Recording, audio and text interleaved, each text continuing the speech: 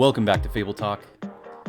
This week, I speak with one of our extraordinary playtesters, Jarrett, who's been a part of Fable's End for a few years now. We discuss multiplayer games, single-player games, one-on-one fighting games, and a bunch of other stuff. Let's go!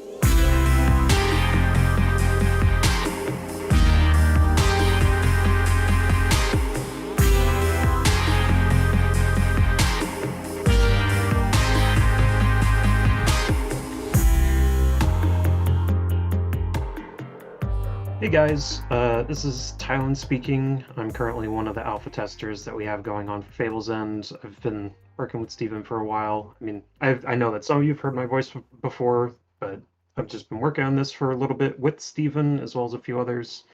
Yeah, we're going to be talking about a few things today for a convention that's going to happen in about a month.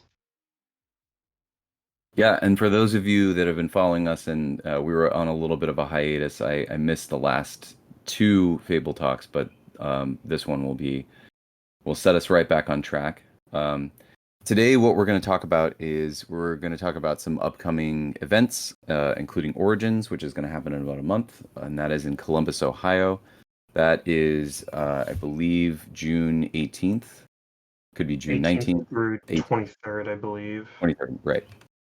And we will be there with a booth. We will actually have a double booth, which is going to be really exciting.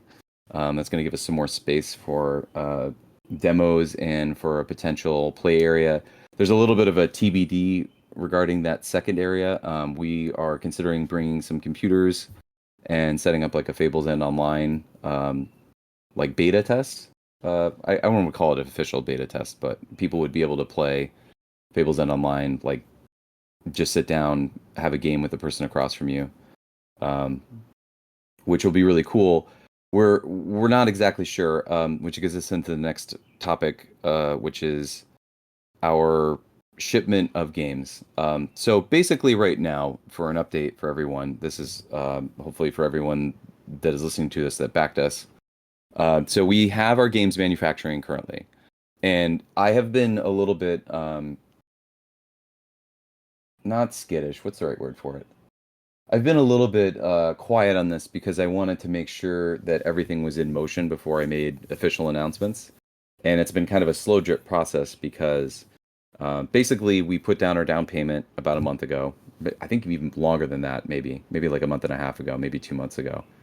And the way this works is you put a down payment down, then it's usually about a third of the cost of manufacturing. So we paid for that, and then they start the process of manufacturing. Now we've had a lot of back and forth with our manufacturer, and so we've gotten a lot of the issues resolved around card quality, size, sleeves, etc. A lot of like metal coins that we made, neoprene mats. When they sent us our pre-production copy last year, we went through a long list of things that we wanted to adjust or change. There were a lot of concerns we had. Those concerns have since been resolved. And now we're into the like fine nitty-gritty of the manufacturing process.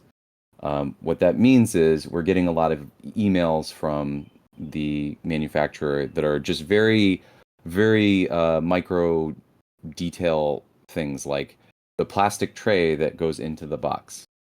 We put the mold in, we did all the measurements, and the mold came out a little small. Do you want us to make the adjustment? And then I will respond to that email, and then they'll follow up with another email that said, like, great, we made the adjustments. Do you give your approval for this? So there's all these like little boxes that need to be checked before the like full-on production happens. This is a good thing. We want this to happen because it means that there's quality control for one. And it means that we're getting exactly what we want rather than getting the boxes and being like, oh, this isn't quite exactly what I asked for. So they've got to do all this up front, and that process takes a long time. Tylen's seen some of these images. I'm actually going to share these images at some point on the Kickstarter so that everyone can see kind of like how this works.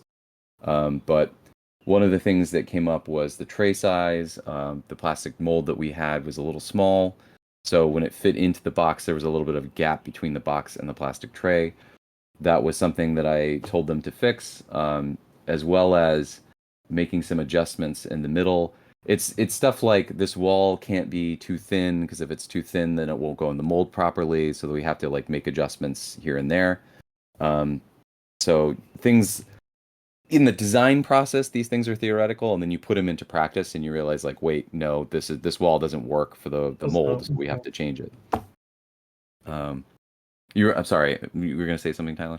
No, it's just me interjecting. So yeah, no, wouldn't work for that particular thing. Yeah, and this is it's the slow process of figuring out how to make the thing that we want because everything's custom, right? There's no standardization aside from the cards and the card sizes. Um, and so, one of the things I wanted to double check was, does each of these card slots in the tray fit a fully sleeved deck? And they sent us back a photo that had the fully sleeved cards in there, and it does indeed, which is great. That's what we wanted. We wanted to be able to have these card slots for fully sleeved decks. Um, but that communication, it's a back and forth. So sometimes it can take a few days to get a response because we're emailing a liaison who's emailing our manufacturer in China. So this process can, even when I respond right away, it can take a minute before we get back. But um, hopefully, most of the major issues here have been resolved. We're just waiting to hear back about a finish date. That's a question I've asked a few times, and we haven't gotten an answer yet.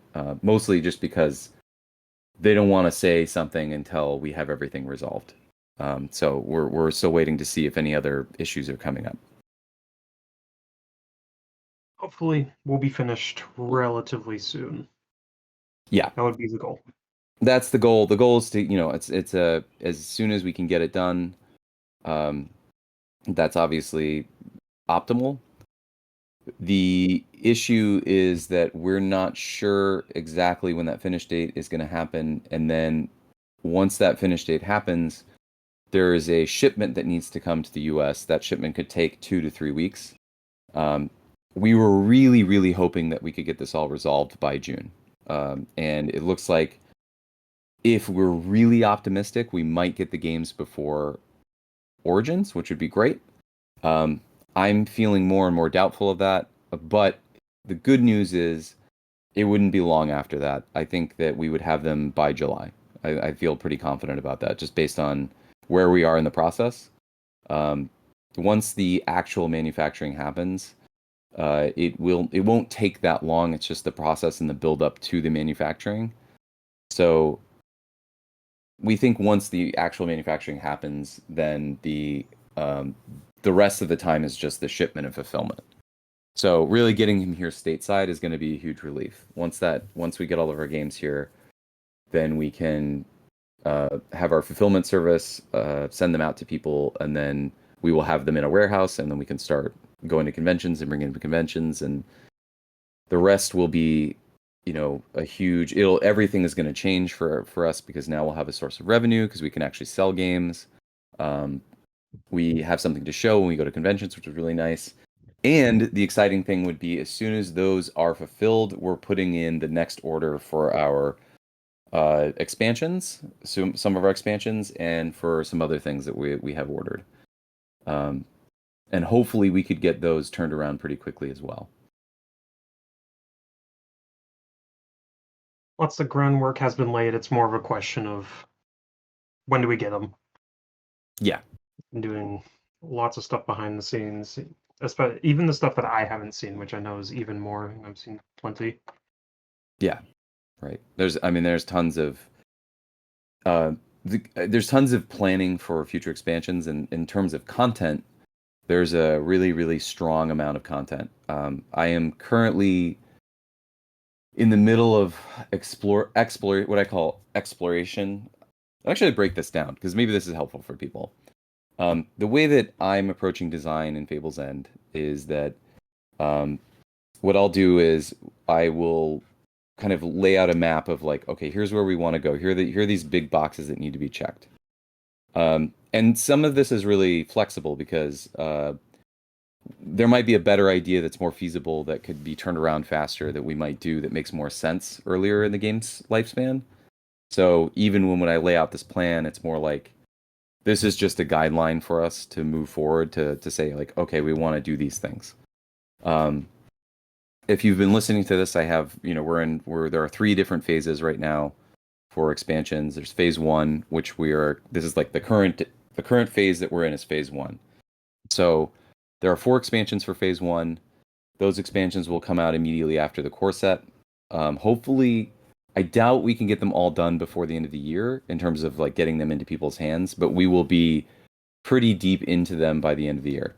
Then phase two would hit in 2026. Um, and depending on how much production is done on our end in terms of like testing and artwork for phase two, we could see those releasing in like the first half of 2026. And then maybe by the end of 2026, we could get to phase three. Um, it's all kind of dependent on how the year goes, but all that means is that there are four expansions in phase one. There are currently 6 to 8. It's probably going to be 7 or 8 expansions in phase two. And then phase three is a question mark because phase three is a larger like concept. So we kind of have to like figure out what the best release model for phase three would be. Uh, but phase three is going to be really exciting. They're all really exciting. They all take the game to a new place. And um, I lost my train of thought. I don't know why I was explaining this. Um, oh, because of the way that like all the stuff that is going on behind the scenes. So one of the things that we have to do behind the scenes is that so I'll make this like roadmap, right? Then after the roadmap, we do what I call exploration design. In exploration design, it's like, okay, we make some prototypes. I test the idea to see if it works. And usually this is me like putting some card frames together, doing some, going to like Staples and printing out some proxies and then sitting down and like playing them with a friend or playing them with myself. And generally, all I'm trying to do in that exploration design is figure out what's working and what isn't working. And oftentimes in exploration, I'll uh there's a lot of stuff that like I'll get really excited about, I'll print it out and test it and it does not work. It does not work at all.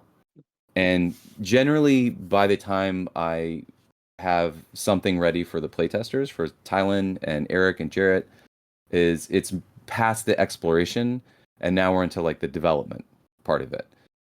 And the development part of it is when it's like, okay, I've got the explore. I kind of got the like theme and the mechanic fleshed out enough to where now we just test it for people and see if it one is fun, two it's functional, three it is balanced enough to exist in the like larger meta of the game, or even like a smaller meta in the game. So what Tylen will see is the like step after the exploration. And as Tylen can attest to, like sometimes even this stuff that makes it past exploration will hit the development cycle and then it'll get axed because it's just not working. Or Mhm. it's like it was like theoretically sound and it works, but it's just not fun or it's not exciting or it's like no one's choosing these cards when they're building decks, so it's kind of like, well, maybe Various they're not gonna. problems. Yeah. There are a cycle of chapters that I thought were really fun ideas for our fourth expansion that I ended up axing, and we have to find replacements for because no one was playing with them. They were just too weird. They Well, even though I conceptually, I was playing with one, and we saw a lot of problems with that. yeah, exactly. And that was the other thing was that it was Uh, creating a lot of problems, and it's good to do this because what it does for the game is it kind of like it helps us to solve these problems before they get to the general audience. So it's kind of like this quality control mixed with develop what is mechanically sound, what is sustainable for the game, um, and that specific cycle of lands. Not only was it like too, I had a lot of problems. I think thematically it was really fun, but intuitively it didn't really strike a chord with deck building. yeah, And in I practice, I like them, but I know that I like they're them too, yeah, but like they just weren't ever getting used, and that's a problem. yes. Like if something is not grokkable or if it doesn't hit on people's like intuitions about this is an exciting design, um, then usually that means that the card isn't it just isn't working. And it could be that those appear later in the game, right? Like they might maybe Mhm. they're just too early and there's not enough support for mechanisms in the game to like justify their existence. Um, so they're not like scrapped permanently. They kind of go into a vault, and then maybe we can revisit them later, and they might inspire some other design too, which happens a lot. Um, Yeah, I think that's fair. yeah, but what's really fun is that now this part of the phase with like development is that we get to kind of get into the nitty gritty and see like what is really working, what isn't really working, and it's really fun to see the designs that just like shine. Um, there's a few from that fourth expansion that I can think of where I'm like, these designs hit the nail on the head. They're like perfect the way they are. And even if they're not for everyone, the one I'm thinking of specifically, Tylen, I think you play with this card. Um, it's Which the one kingdom? that Raven, Uh, the rank 3. I thi- I didn't Eric play with that a lot? It wasn't me. I think Jarrett's playing with it a lot. I think Jarrett uses it a lot Yeah, in his deck. Jarrett uses. I don't use it that much. Yeah, you don't use it that much, but I think you would agree that that design is like perfectly great, right? Pretty, Like yes. Yeah. it hits the flavor right. It mechanically is really fun. It has a lot of like combo potential. Absolutely, yeah. Yeah. So some of those cards will hit and you're just like, even if they're not a card that you would personally play with, you kind of get it. You're like, okay, this is good. This one's Hmm. working. Some of them will, like the big Scorpion unit. That one took a while to kind of figure out whether or not we weren't even sure if it was working or not. And then finally we kind of like played the numbers around and now it's like hitting exactly where it needs to hit. And that's a relief because that was part of a cycle also. And you don't know if the cycle is working. If like two of the cards work in the cycle and three of the cards don't work in the cycle, then it's like, uh-oh, well, that's not good. Um, and then you try to figure out like, well, is it because it's a part of a cycle and that cycle just isn't meant to be, or if it's because the design is inherently limited to one card, which happens sometimes too. Yeah. I don't. Do you We have any insight into Thailand when we design expansion? Like currently, what's so happening in development? Like any thoughts on that? so yes, and this is me just coming from sort of a background of game design. The first thing that I look into when I'm like designing cards or figuring out like what their niche is how would I play these cards compared to what we already have? And sometimes I also compare them to other future cards. Steven's been kind enough to give me some spoilers in regards to expansions considerably further down the line. And sometimes those are also considered as well. But normally it's a case of, okay, what is this card going to be doing compared to, you know, for we'll give a example like a sort of hint for the upcoming expansion. What would I run this Scorpion card in versus running Valiant Vagrant? Like what Hmm. benefits do I gain from running this specific card over Vagrant, which has a pretty easily fulfilled condition of drawing a card? And then you can just apply those to each single card. Sometimes they'll have their own unique niches, which no other card provides, which then it's honestly a toss up. We just have to figure out numbers wise.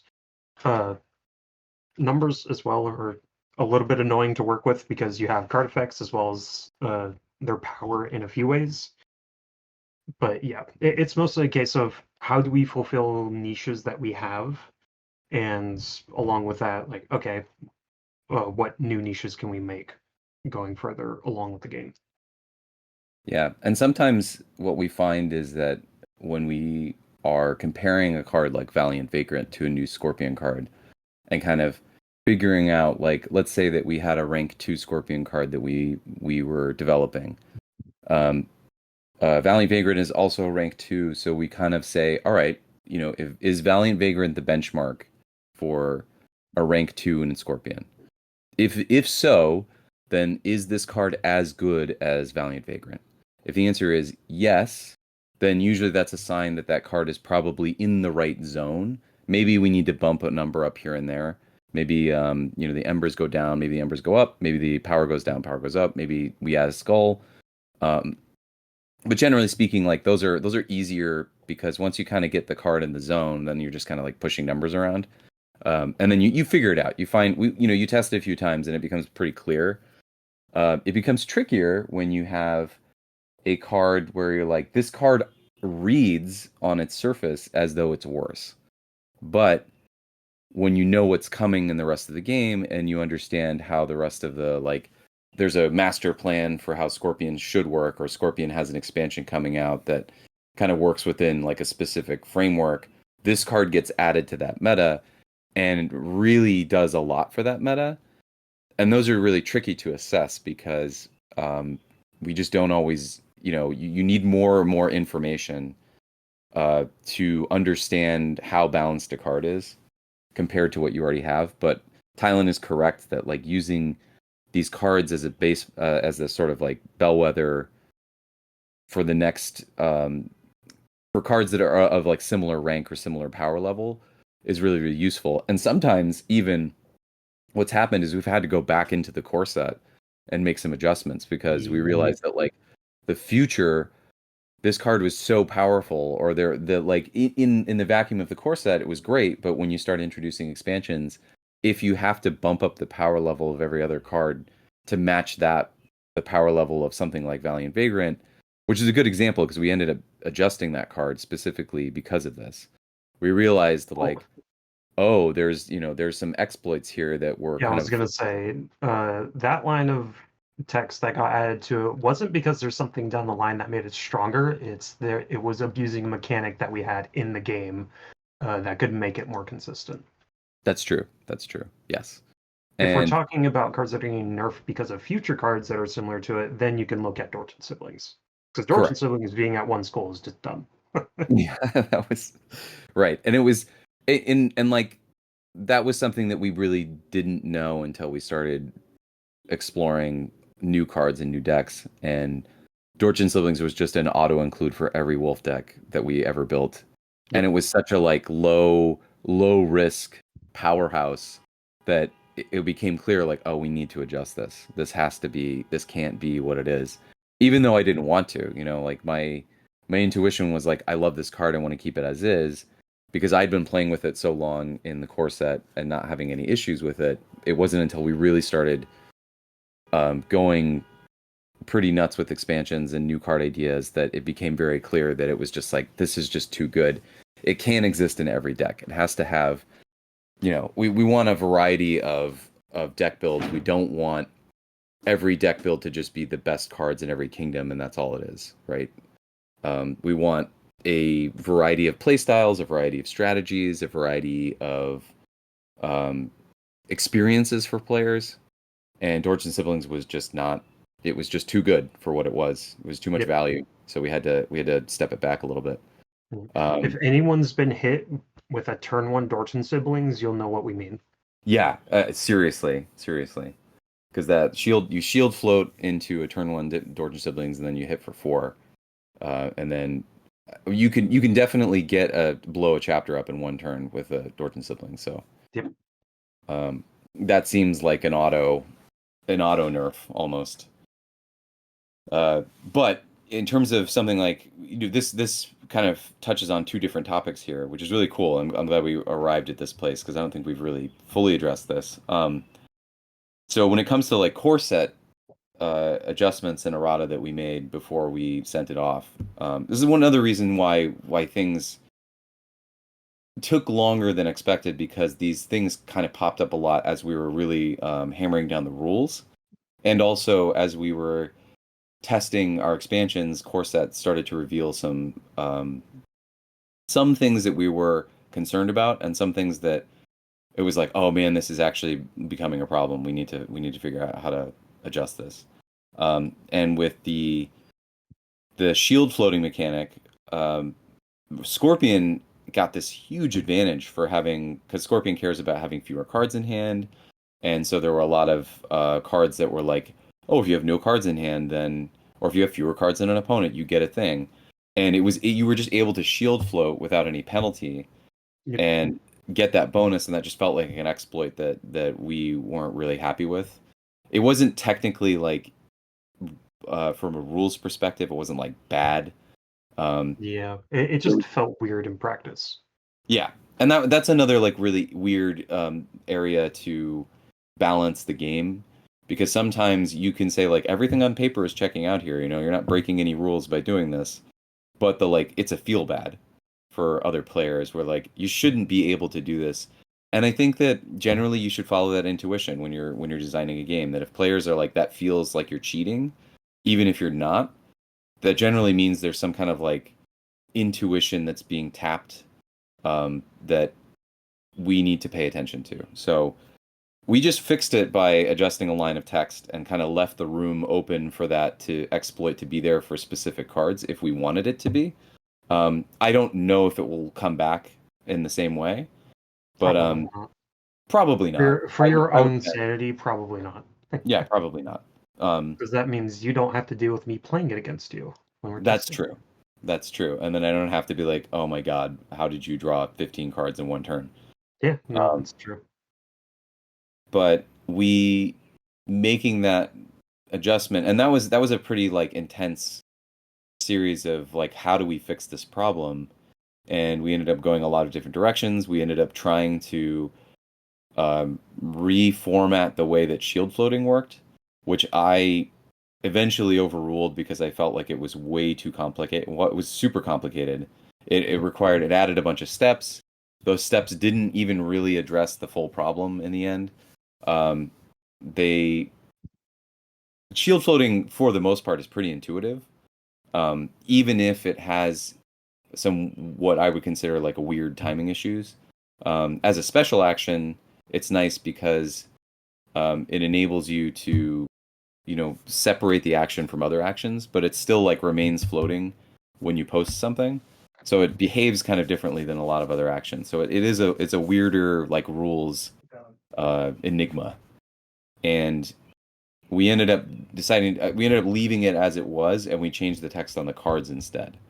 Hmm. Because I actually think I updated this. I think I did a whole thing on this on Kickstarter. So if you're already familiar with this, then you can disregard this. But um, that's something that happens in our playtests where, we discover that like, oh, in order for this card to work a certain way, uh, there might be some rule that needs to be adjusted, and we might need to go into the nitty gritty about like how these steps work.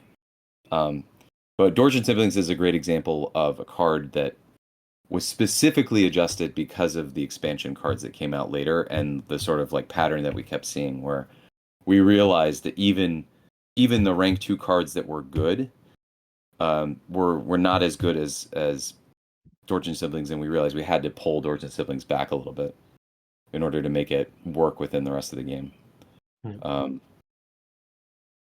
but that whole design process of where we're at right now with development is that it sometimes you get cards that teach you about previous cards. Sometimes you get cards that teach you about how a certain mechanic might work.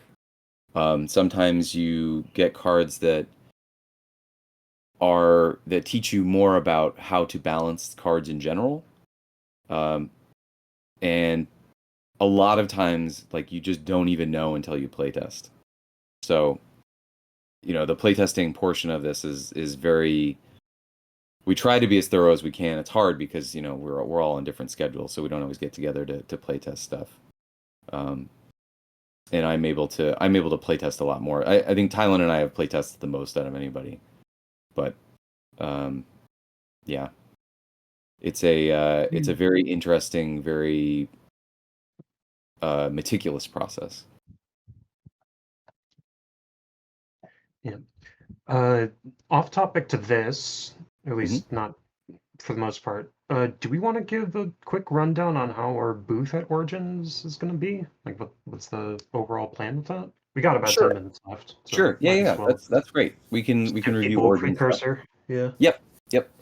So as I've already talked about, we're not sure when we're getting the games because we don't have our finish date exactly yet. Um, The plan was originally to have them buy Origins so we could sell at Origins, and we were going to have two booth areas. One area would be for demos, the other area would be for sales. And that's kind of the technical contract that we have with Origins is that we can only have one booth for sales and one booth for demos. Um, they're right next to each other, so they're basically connected. So we can kind of have like a one massive sprawling booth, but we do have to keep our sales on one side and our demos on another. Um, it's looking more and more likely that like that might happen, that might not happen. Sorry, our fingers are crossed. But in case we don't have that set up the way that we have it, that we want it, we will have a demo area. So our big, if you have seen our convention setup, we have all these trees and we have this big table, and that demo table is where we run out the majority of our demos. We will have a separate table and then the other booth that's right next to us, and either that booth would be for free play, which is a possibility. We've done this at conventions prior to this, and it's worked out really, really well. So anyone that wants to come around and just hang out and play Fable's End and play casual games, that area is there for people. Um, we we are considering bringing some laptops or some desktops and setting up a Fables End online section, which could be really fun. Um, we might even be able to do both. We might have like a Fables End online section and then like casual play as part of one table because we can get a table. I think we can fit 6 people on a table. Um, so we're not entirely sure, but it's looking more and more like that's going to be the setup. I think we could. We're Fables End Online, just for everyone who's listening, has made some really significant leaps and bounds. We're getting closer and closer to a real beta, and our goal is to have a beta-worthy version of Fables End Online by the time we get to Origins. So if we do have the computer set up for Fables End Online demos, people would be playing what we would consider our beta version. Um, and I'm not sure it's still a little early to tell like what cards would be available to people to play that. We may do like a sneak peek of some of our expansion cards. We may not. Just kind of we have to talk about it as a team. But that is one possibility. And if we don't have that, then that area would be for free play, or we could even run some mini tournaments there, like a beginners tournament. All in all, though, that like quote unquote demo area that we'll have as an addition to our booth will be available to players who have already gotten a demo, who maybe already have some cards, they want to play some more. We want to accommodate that because we've done it in the past and it's been very successful. Perfect. And this is mostly it's because I know people are going to be curious about it. You mentioned something about demo decks that you'll be bringing with you that hopefully people can take home after they complete a demo. Yes. We have some promo decks. We had these at PAX, so if you were with us at PAX, I don't know what the PAX Origins overlap is. I'm sure it's not very big. We will have their decks that have promo. They on each card it just says promo on it. These are our core set 4 Kingdom decks. So it's a 45 card deck, 40 cards for the main deck, then 5 chapters in your story. And we are giving away those decks to anyone that runs a demo with us. So if you run a demo, you can actually just keep the deck that you played with, or you could trade that in for a Raven or Scorpion deck. So our demos are Kraken and Wolf decks. And then we'll have some foils for people. We'll have some promotional foil stuff and some other goodies that we've had at PAX. I might bring some posters. We have some stickers, although conventions don't like stickers, so we'll see about that. But definitely have some promo foils. That's 100%. Perfect. I don't know if it's actually been mentioned, but I'm actually going to be at Origins. I'm going to be helping Steven, so you guys will see me for the first time officially soon enough. We're thrilled to have you, by the way. It's going to be a huge, huge boon to us. It'll be fun. For anyone who's listening that stops on by and wants to duel me for the right of the tournament champion, uh, ask, and I will be more than happy to do such a thing. The title is based off of merit. It's not based off of me just winning it a while back, and it stays that way. So, would be more Oh, than happy to have a few games with folks that want to do it. and we'll be after the convention hall, after the expo hall is closed, there's the free play area in the convention. So, depending on, it's going to depend on energy levels because, it's a 4 day long convention and 4 days is a lot. So Yeah. it's a pretty big convention too. So we're going to be very busy. Um, and if there's time and energy, we will go and play some casual games outside of the expo hall. And so, Tylen, myself, we could be running some multiplayer games for people that are interested. We could run some like light, tournament play. Like you could do just like a quick round robin style, or you could do like a 4 player, 6 player tournament, whatever. Uh, so in case people want to play casually or they want to play Tylen for the title of greatest player in the universe, I'm definitely not the greatest player. you are Do not put officially that the on me. most winning Fable's End player of all the tournaments we've ever had. So Grand total of one, so I can't say grand you're total of wrong. one, right? Yeah. Um, or if you want to play the creator and you want to test your chops, I am more than happy. I'm always willing to play some casual games of Fable's End. Especially if we can get into the more nitty gritty and I can build some decks. For people that are interested, I will also bring my full collection so you can get a little bit of maybe some previews for what's coming, Yep. um, Fun. which would be fun. Uh, so yeah, I mean, I think that's going to be a really, really fun experience for everybody. I know it's going to be a little tricky with us not having games there if that's the case, but the good news is if we don't bring games to that convention, it's not the end of the world because we will have them, I would say, by July. I know I've said this already, but Yep. people will be getting their games soon. We're Final in the middle of it. confirmation. We don't have the final date yet, but like it's around the corner. So All right. I think that actually takes us right up to our metaphorical time limit, which is yeah, perfect. I think we're right about at our limit here.